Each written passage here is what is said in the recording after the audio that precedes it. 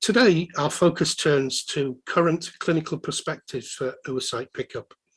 We will introduce attendees to the essentials of egg collection, including theoretical principles and best practice based on current data, as well as optimization of techniques.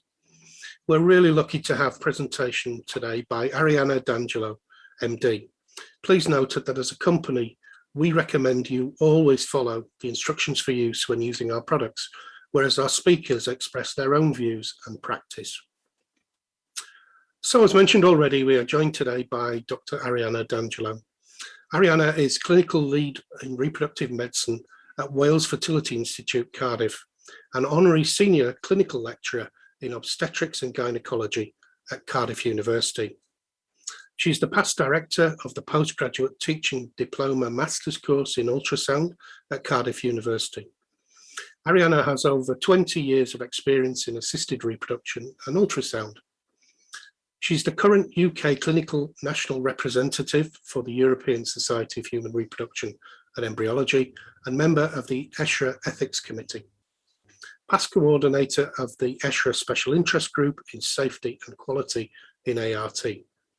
She's a member, reviewer, co-reviewer and translator of the Cochrane Gynecology and Fertility Group, as well as member of Guidelines Development Group on ESHRE Guidelines on Fertility Preservation, Ultrasound, and Key Performance Indicators. Arianna is also editor for the European Medical Journal and editor-author for CRC Press. Her research interests include ultrasound, diagnostic and interventional, ovarian hyperstimulation syndrome, fertility preservation for cancer and gender reassignment patients, recurrent implantation failure, markers of ovarian reserve and ovarian cancer screening. She's author of several international publications, a speaker at national and international conferences and webinars, and peer reviewer for many journals in the field of reproductive medicine and ultrasound. She has organized several training campus courses and workshops during the time spent with the ESHRE Special Interest Group, and has released several papers, including the newly published guidelines on fertility preservation. So without further ado, it's over to you, Arianna, and we look forward to hearing your presentation. Thank you, Steve, and I would like really to thank Cooper Surgical for this kind invite to present the work that we done within ESHRE on recommendation for good practice in ultrasound, oocyte pickup. First of all, I would like to declare that I have no commercial or financial interest on this topic. However, I've been paid for these presentations. I'm receiving a fee. I would like to start this presentation to acknowledge the amazing work of the working group. These are my colleagues, co-author of the paper that we published back in 2019. Is a group of experts, and we have been guided by Natalie Vermeuler, who was our specialist analyst, and thanks to ESHRE and the Safety and Quality group in IRT that this work has been produced, and I am really pleased and honored to disseminate the results of our work.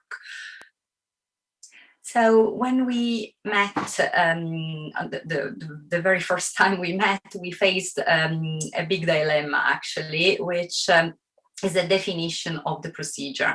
We spoke among us, and we are from different countries, slightly same background, but different education in different countries. And we were using all different terms to actually define the egg collection or egg retrieval. So for the purpose of this presentation and for the purpose of the paper as well, we decided to use as a term oocyte pickup. And the oocyte pickup, or also defined as OPU, will be then used. I'll try to use it all through the presentation as well.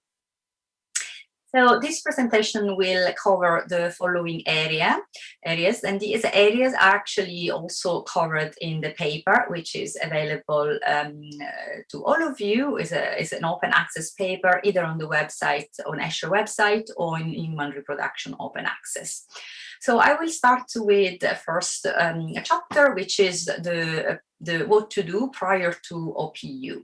So we have looked at a series of papers and guidelines, and we found that there was no much really on this topic. However, the American Institute of Ultrasound in Medicine recommended to perform a transvaginal ultrasound scan within 4 to 6 months from the procedure. So we also compare our practice and a consensus, which was also part of this paper, which was done as a first phase work, and we decided that to recommend a baseline ultrasound scan closer to the OPU in order to highlight any potential difficulties that we might encounter during the oocyte pickup or reconfirm any previous findings. Very important at this regard is that you document very clearly how accessible are the ovaries.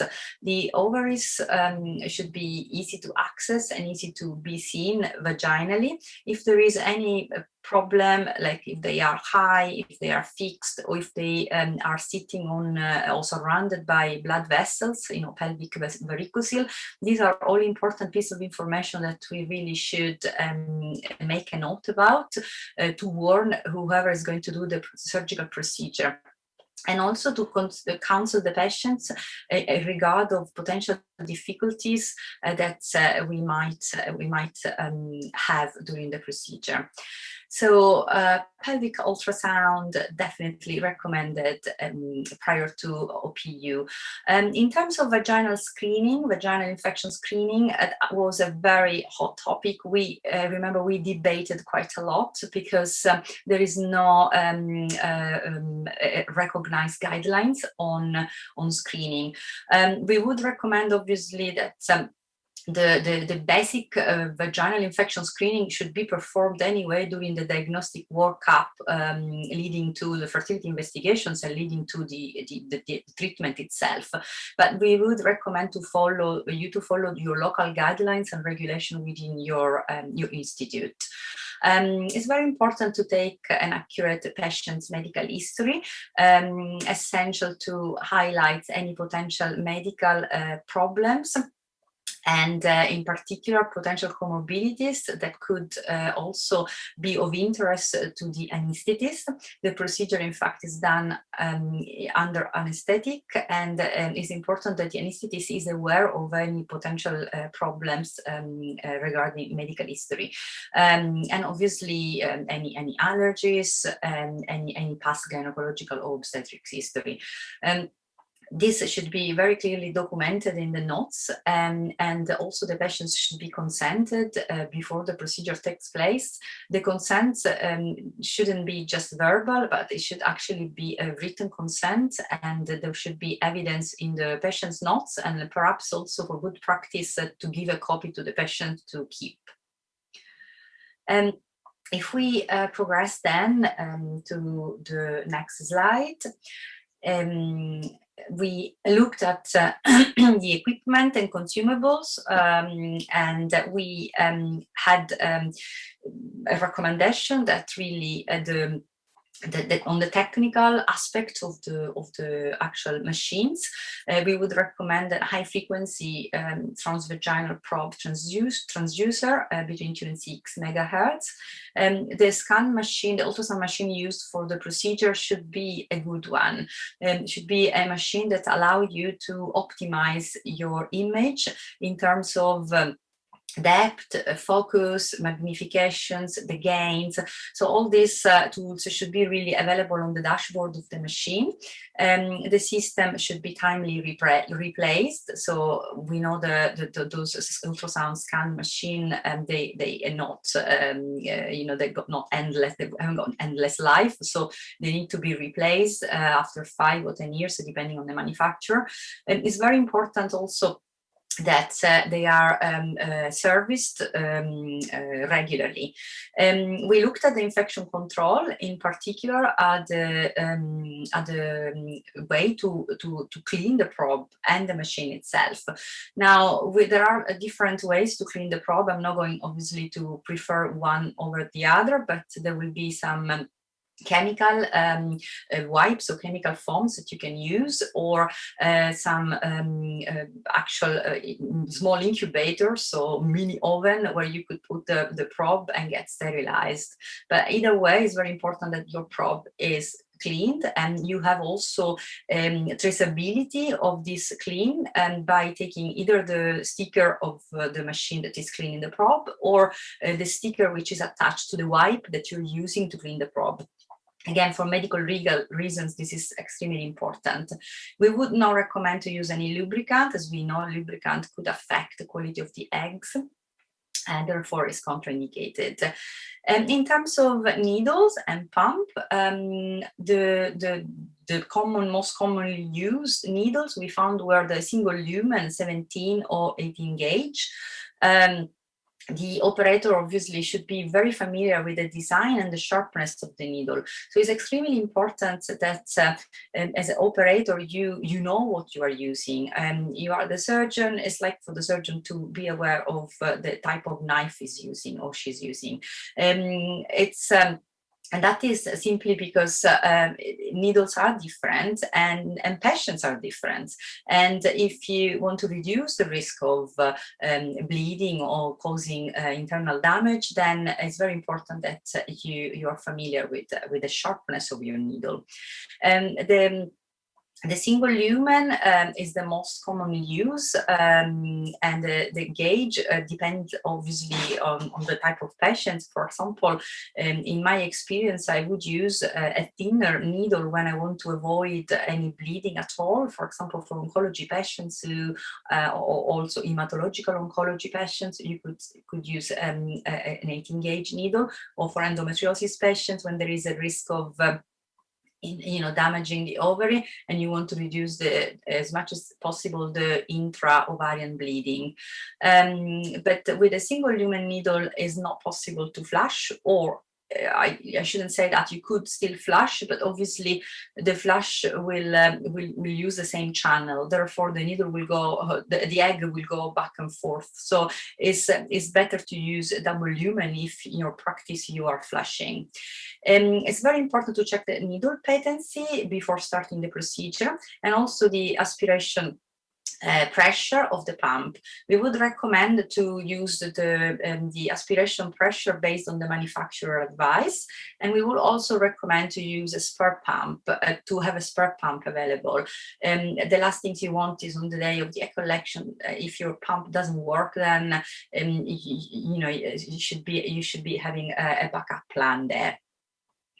So moving to the OPU preparation, then the team which is involved in the OPU consists at least of the operator and one assistant or nurse. It is very important that we follow, and this is the recommendation, we follow the WHO surgical safety checklist or timeout. And this is now common practice everywhere in Europe. The identity of the patients should be checked.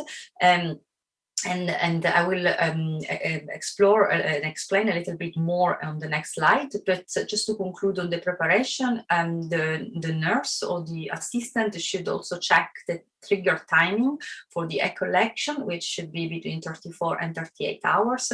This trigger timing should be also documented in the notes, and the patients should be really asked before the procedure takes place, because if there's been a problem with the trigger time or with the type of trigger, then really the procedure shouldn't start. We also not suggest routinely to check HSG, but it is just necessary and important to check that the patient has actually injected the trigger. So if we just explore a little bit more what the times out steps are, this is the surgical safety checklist that you can find on your right. It's for your own information, but basically you will introduce yourself and introduce everyone else who is in theater by giving your name and your position. And then the witnessing should take place before the patient is actually sedated. So the patient should still be awake and introduce herself and her date of birth, her partner details. There is a possibility to do only one witnessing, but the working group recommended to do a double witnessing, verbal and electronic.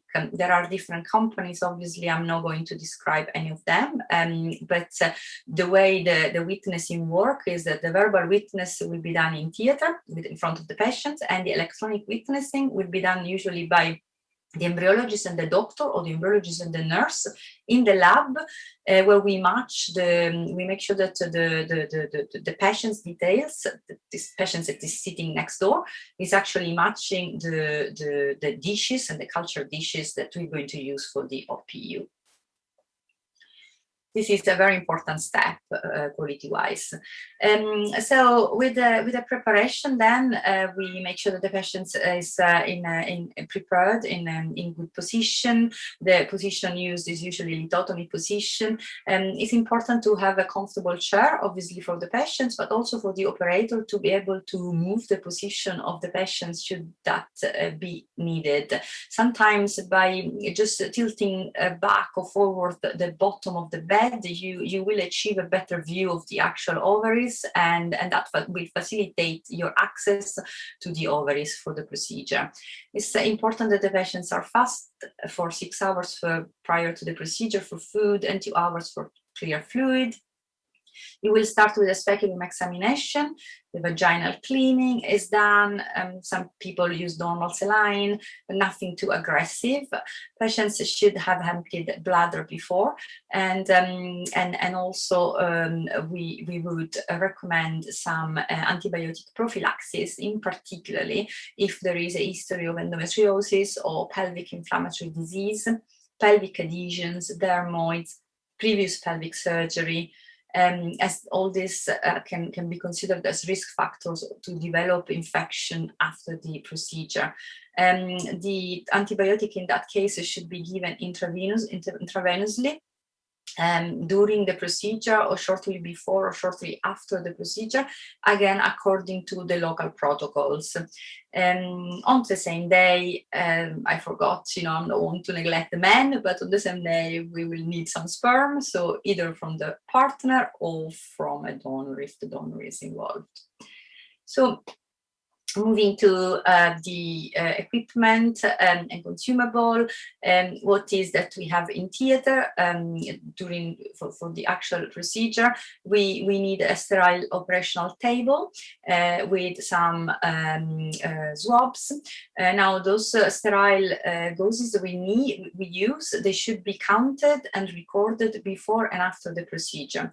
Again, this is extremely important because I think as surgeons we are aware of the possibility of losing swabs or by mistake leaving swabs in the vagina, and this could be a very dangerous things to do because it could increase the risk of infection for the patient.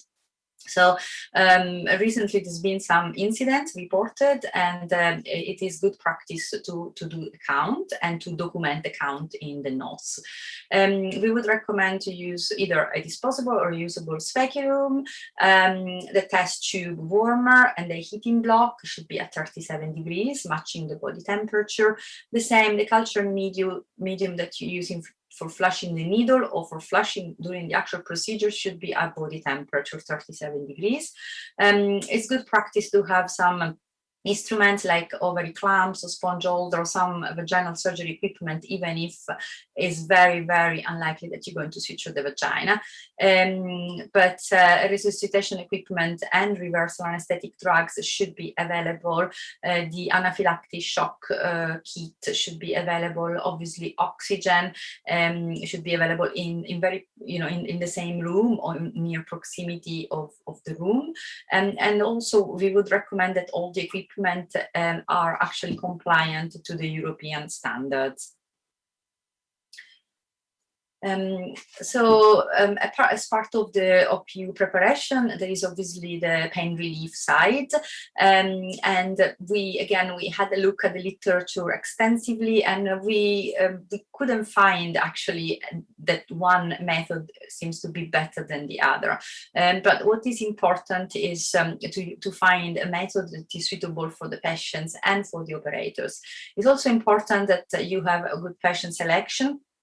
Overall, these guidelines do not support any method in particular, but we looked specifically at the recent recommendation for good practice for sedation produced by the British Fertility Society, and also at this chart that you can see on the right.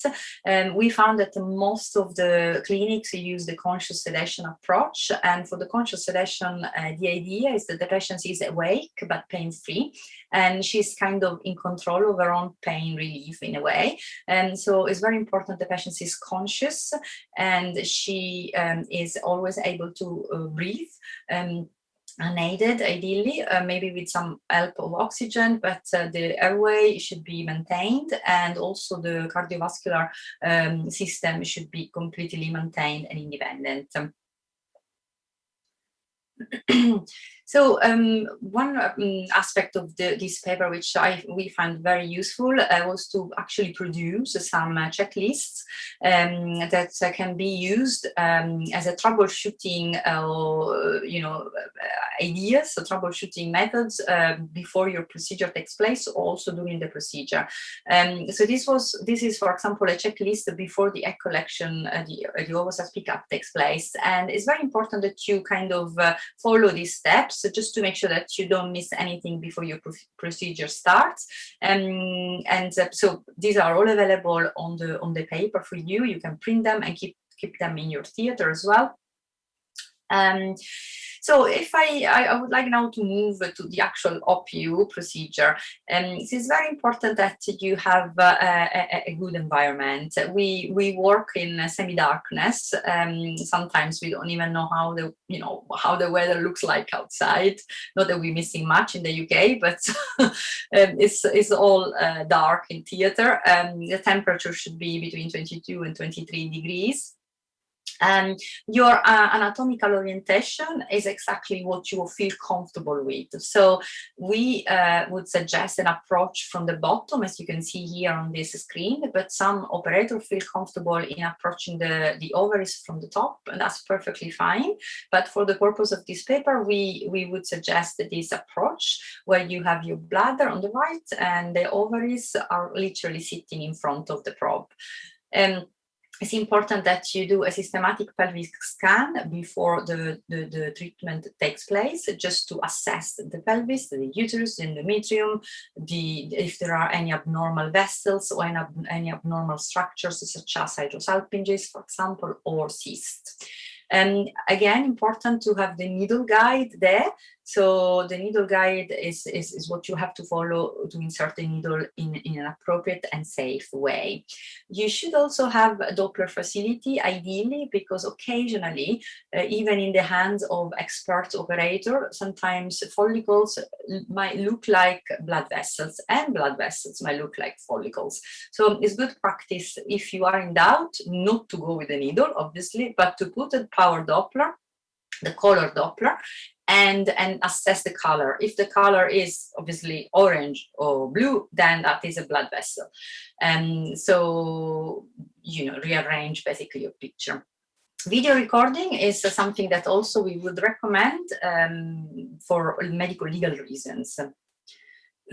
So when we, how do we perform the procedure then? So the technique that we recommend in our paper is that you should be make sure that you don't have any space between the actual probe and the vagina. So you should place the probe gently inside the vagina and reach the very end, and then leave the probe very close to the vaginal fornix. And the ovary should be then sitting literally in front of the probe, like in this picture. Sometimes this is not the case, so to have an assistant to help you can be very useful. The assistant then can apply a gentle pressure on the abdomen of the patient, and in order to facilitate the ovary repositioning. So it's important that if the ovary is mobile, as it should be, under abdominal pressure will actually drop down and will be easier then to access. Ideally, you shouldn't have any structure in between your vaginal fornix and your ovary. Occasionally, there are some blood vessels, small blood vessels, but definitely there shouldn't be any bowel loop or bladder. The small blood vessels can be a problem. Sometimes they bleed, but if they are small, you can readjust again the position and trying to avoid them. You should puncture the nearest follicle to the probe, and you should be familiar. That is something that I have already explained. You should be familiar with your needle and the tactile resistance of the vagina. In my experience, patients, for example, with polycystic ovarian syndrome have quite a thick ovarian cortex and a thick internal theca and stroma. And it could be quite that you have to apply more pressure then to actually allow the needle to penetrate. The edging of the needle must be visible at all time, and you really should follow the needle guide. It's very important not to deviate from this, because I've seen sometimes needles bending, very scary actually, and there's been a case reported in the literature of a needle breaking inside the belly. So it's very important to keep the needle straight. If you feel that you can't reach the follicle, then it's better to withdraw the needle and then restart again in a different position. Follicle correcting. Now, some people do, some people don't. We have found, a couple of papers. It is good practice after you finish aspirating the follicles to make sure that nothing else is coming out. Most of the time, the egg is in the actual last drop of the follicular fluid. So to do the correcting might be helpful in facilitating getting the egg. What we should avoid is any lateral movements. So what I mean by that is that after you finish aspirating the follicle, the needle should be gently withdrawn from the follicle without coming out of the ovary, of course. And then another follicle should be pointed and penetrated. But you shouldn't really go from right to left and left to right with the needle inside, because in that way you are cutting, slicing the ovarian tissue, and this could be extremely dangerous and increase the risk of intra-ovarian bleeding. So no lateral movements, just withdraw the needle and point to a different follicle. I have now a small video to show you. This video has been gently provided by Dr. Panayotidis, who is the author of a chapter of this book that we have published last year with Professor Nazar Amso with CRC. I got permission to share the video, and I would like to share it now, if possible. Yeah. So Dr. Panayotidis is one of those doctors that uses the top approach, as you can see, instead of the bottom approach. You can see here very clearly the ovary occupying the majority of the screen. Again, this is an excellent image optimization. Your ovary should really occupy the full image, the full screen. You have to have a good view, so adjust your gains, adjust your focus, make sure that your margins of the ovaries are very clear. You can see the large iliac vessels there, so that to give an idea how dangerous this procedure can be if done in the wrong way. The needle, you can see penetrating inside the follicle slowly collapsing, and the moment the follicle is completely emptied, the needle is withdrawn, as I said, and then another follicle will be then punctured. surrounding the ovary is the bowel, and in front of the ovary is the bladder. So it's a minefield. And so very important the patient is well sedated, and you have got not too much caffeine in your bloodstream, because you have to be quite still with your needle inside.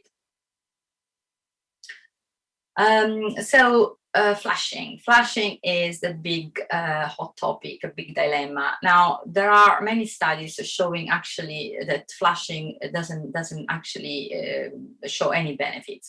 In fact, if anything, some studies recently have shown that flashing is increasing the number of immature eggs that we find, and that is actually not very good for the patient, because they are given the false impression of having a good amount of eggs, and then the following day, when they are told that those eggs were immature and didn't fertilize, they are disappointed. So difficult to answer. Some people are comfortable in flashing. In my experience, I have flashed for many years, and I have also used a single lumen without flashing, and now I'm only using a single lumen, and the egg comes if the eggs are there, they are coming out, and they are most of them mature. If you flash, it is recommended to use a double lumen needle. In the double lumen there are two channels. So one is to flash and one is to aspirate. And those needles usually are slightly bigger, and they could be slightly more traumatic or more painful. If you don't flash, then a single lumen would be appropriate. And the heating block should be calibrated at 37 degrees, as previously said. Now, if you suspect any premature ovulation, or if you see that there is peritoneal fluid, this can be also aspirated, because sometimes the egg can actually be found in the pouch of Douglas. Once you are satisfied that you have aspirated all your follicles, and the working group would suggest to aspirate any follicle over 10 millimeters, simply because we want to reduce the risk of ovarian hyperstimulation syndrome. Then at the end of the procedure, you should do another ultrasound scan to check that there is no internal bleeding, and that the patient is and everything is fine. Then we recommend to do a speculum examination, which should be performed to check for any vaginal bleeding. If there is vaginal bleeding, you could just apply gentle pressure, vaginal pressure, using some swabs, and that most of the time is enough. Occasionally the bleeding is more prolonged, in particular if patients, for example, who's taking aspirin or blood thinner, sometimes they tend to bleed a little bit more. And again, that is something that you should be familiar. That piece of information should have been highlighted in the patient's notes. If you suspect any abdominal bleeding, then a transabdominal ultrasound scan should be performed before moving the patients from the operating theater to recovery, simply to monitor the extent of the bleeding. So if there is an peritoneum, that should be measured, and then the patients can be monitored. So you have like a baseline measurement of the internal bleeding. This is, again, another troubleshooting box that we have designed. And this is in particular about things that can go wrong, or problems that you might encounter while you are actually doing the procedure. So it's very useful. So for example, what to do if you don't see the needle tip, or what to do if the needle gets blocked, or what to do if halfway through the procedure you actually don't find any egg at all. So there are all different ideas and tips that you could apply. For example, the testing of the HSG, or the testing of the ovarian, the follicular fluid, if the patient has used an agonist trigger. So it's very useful to have these small case scenarios handy, because these are things, in my experience, that can happen quite often. So we thought to produce that for you as well.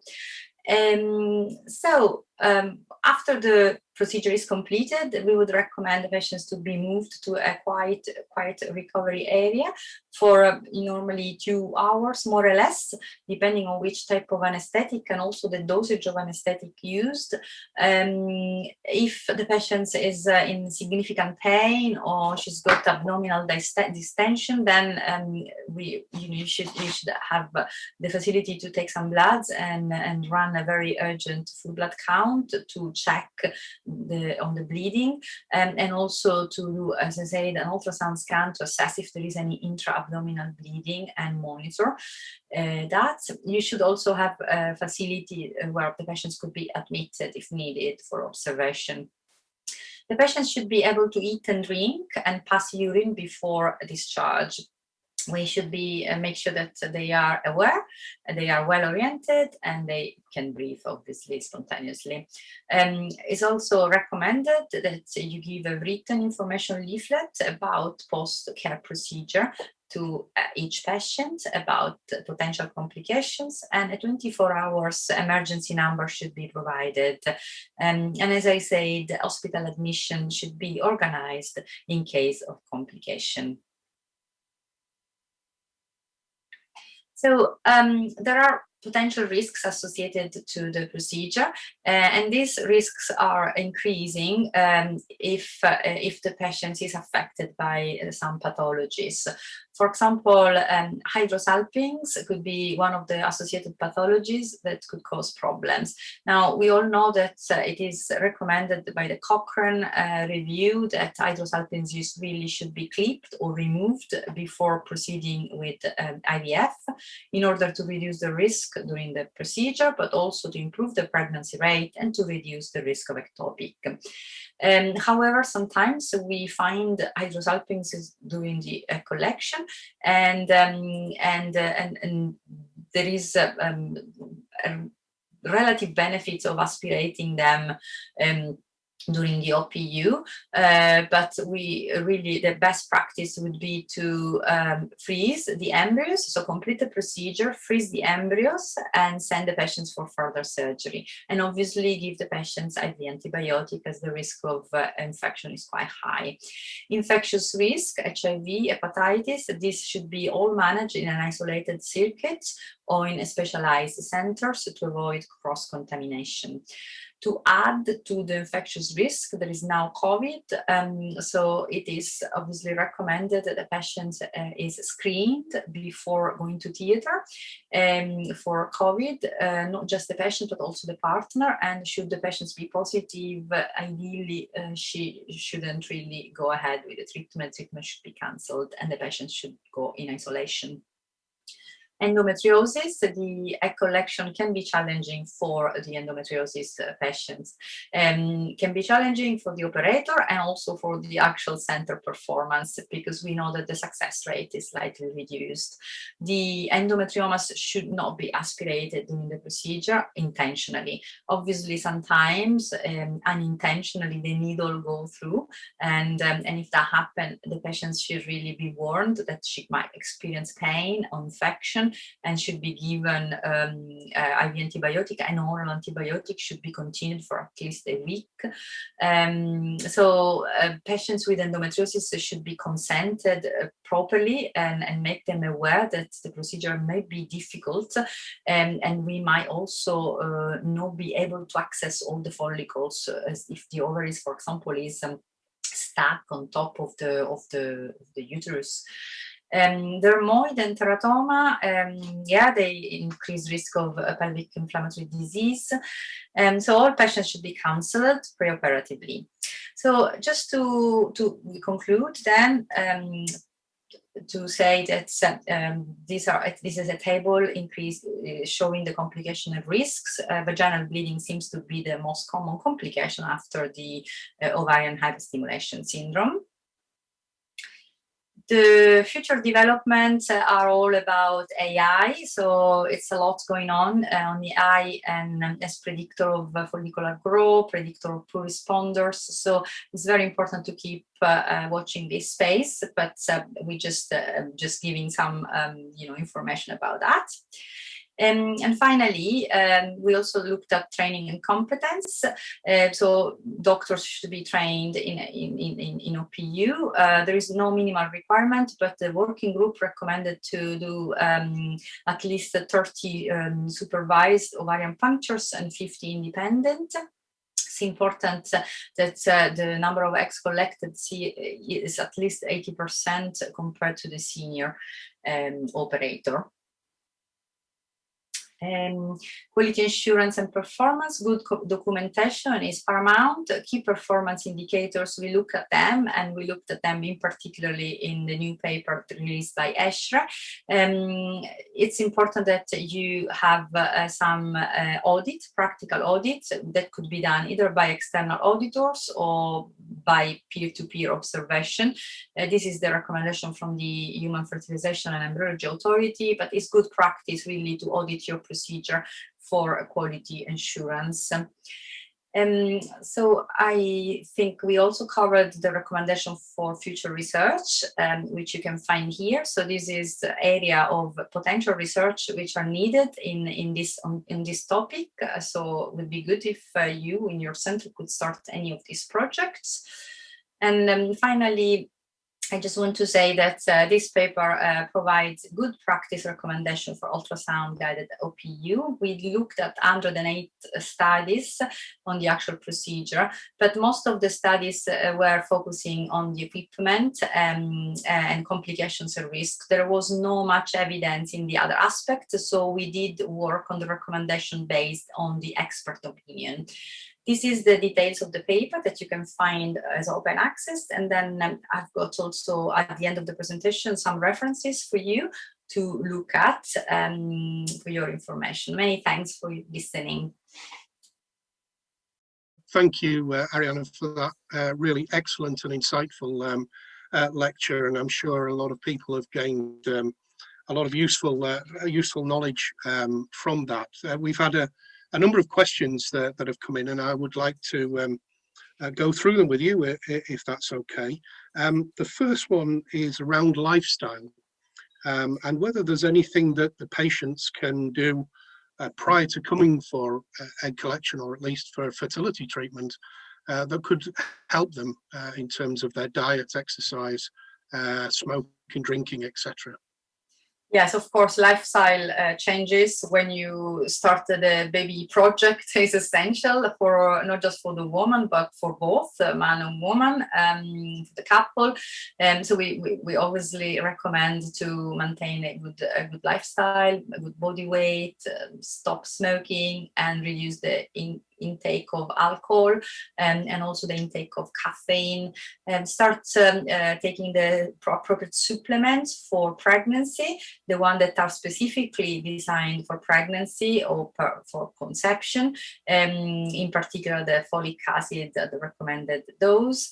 And then generally anything that can make you feel happy and relaxed, because the treatment itself is quite stressful, and we know how important and how detrimental really is the effect of stress on fertility. So yeah, that is really important to maintain your stress level low. And nowadays with the pandemic going on, that's not very easy, but again, do anything which is in your power to relax. In terms of proper lifestyle, recommendation before the collection, we would recommend to avoid strenuous exercise, jumping, running, horse riding competition, marathons, and things like that, simply because the ovaries are enlarged. And there is a risk of ovarian torsion and ovarian rupture. So that's what is important to say to the patients, to recommend, a more relaxing lifestyle. And protected intercourse, because there is always a possibility of one of these eggs escaping, and the risk of multiple pregnancy then if they conceive naturally. Great, some useful life coaching there, as well as some advice before coming through for egg collection. We've had a question about stimulation protocols and the best regimes to use. And following on from that, the optimal point for triggering. the egg collection itself. So if you could just share your experience and recommendations with that regard. Yeah, so there is a very interesting guideline, so produced by Escher, by my colleagues, on ovarian stimulation. So that's another important paper to look, again, for free access. And that will basically, the conclusion from that paper is that there is no stimulation working better than another, or in terms of increasing the pregnancy rate. We know from the literature that the best stimulation to decrease the risk of ovarian hyperstimulation syndrome is the antagonist protocol, only because it gives the opportunity of triggering using the agonist trigger and electively freeze all embryos. But in terms of protocols, in terms of drugs, really there is no difference and there is no evidence.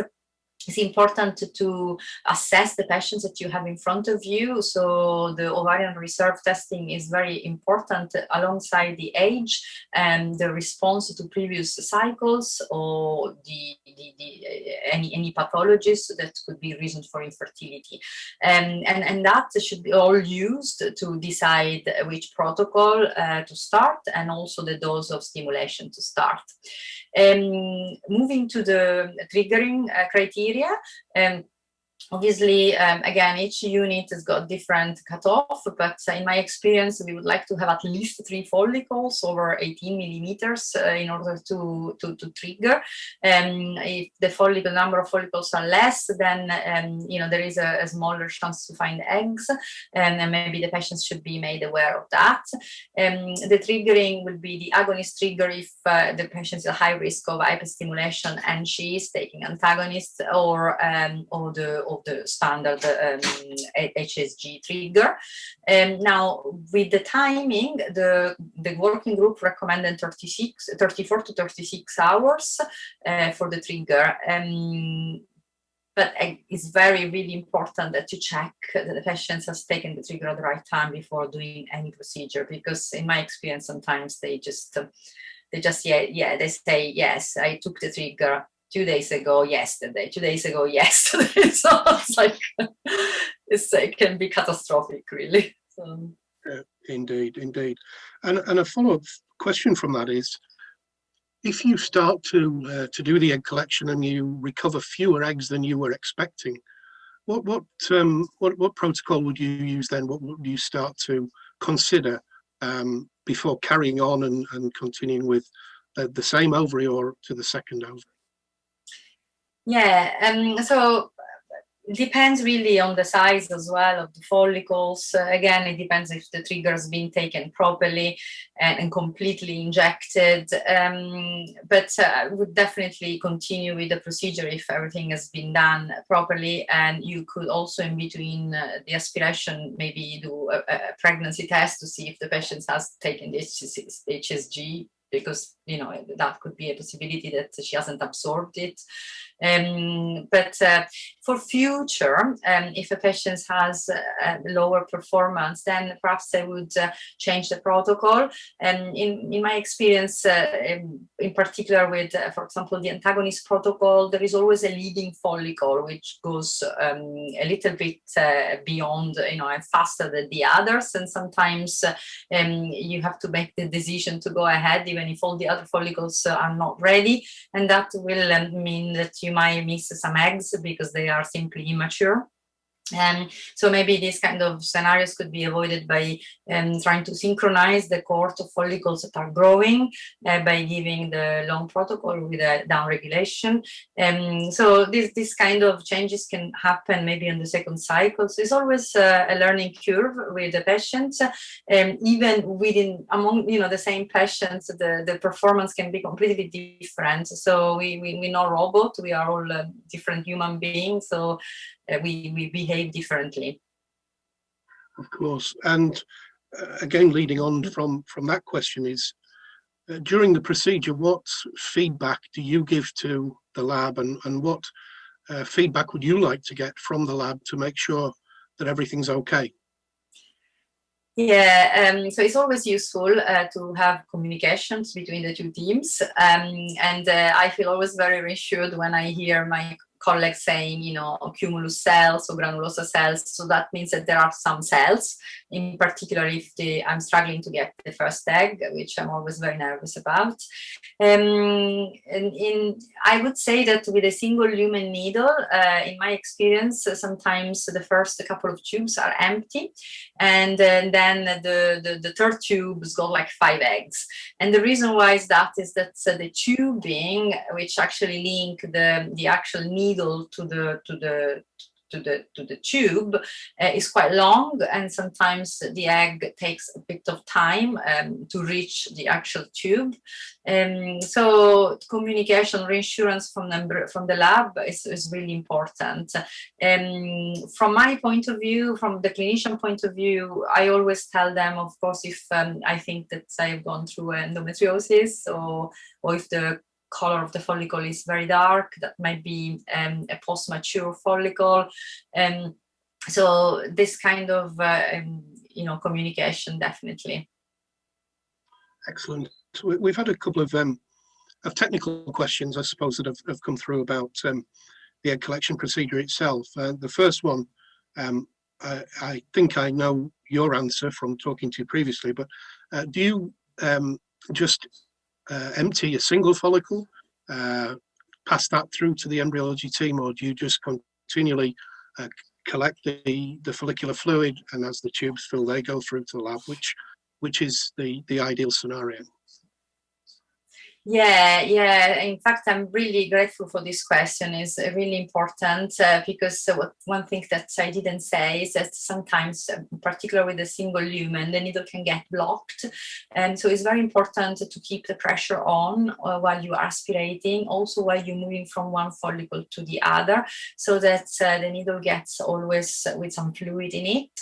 If it gets blocked, you can always increase the pressure slightly, and then until the block is gone, and then carry on with the standard pressure. So yeah, the answer to your question is I would aspirate all the follicles in one tube, but at some point, in particularly at the beginning of the procedure, I would probably ask the assistant to undo the tube after maybe 2 follicles, 3 follicles, because I'm very anxious at the beginning to get this very first egg. The first egg is so important because that means that the whole system, including the patient system, has worked well, and that then after that you can relax.